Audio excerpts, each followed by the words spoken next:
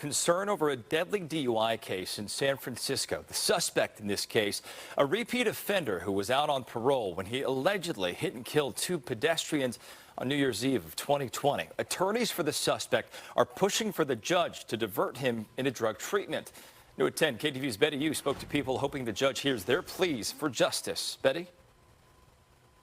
Greg, these protesters emphasize that these two deaths were preventable, caused by a repeat offender who they say shouldn't have been out on the streets. They are warning that diversion could reverse progress on public safety made here in San Francisco.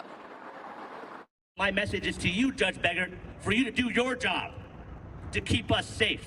A vocal group rallied outside the Hall of Justice, holding signs and photos of Hanako Abe and Elizabeth Platt, two women killed on New Year's Eve in 2020 by a driver with a long criminal history.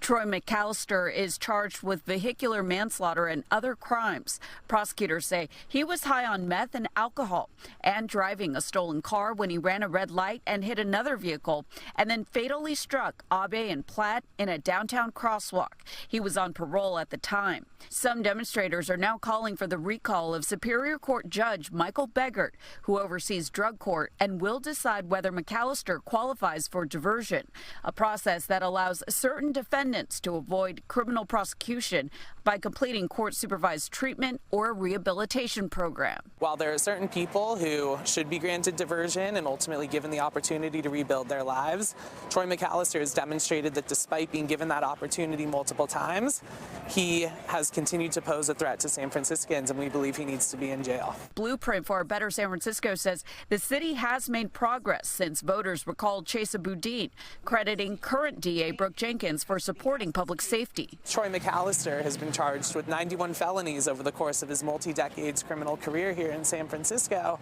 and we don't think that someone should be given infinite chances to ultimately, correct course. In a statement to KTVU, the deputy public defender who represents McAlister said, "We have always believed that this case was overcharged, and we have always intended to seek diversion. Study after study shows that targeted, heavily supervised treatment programs like the kind offered via diversion are less expensive and promote long-term safety far more than incarceration."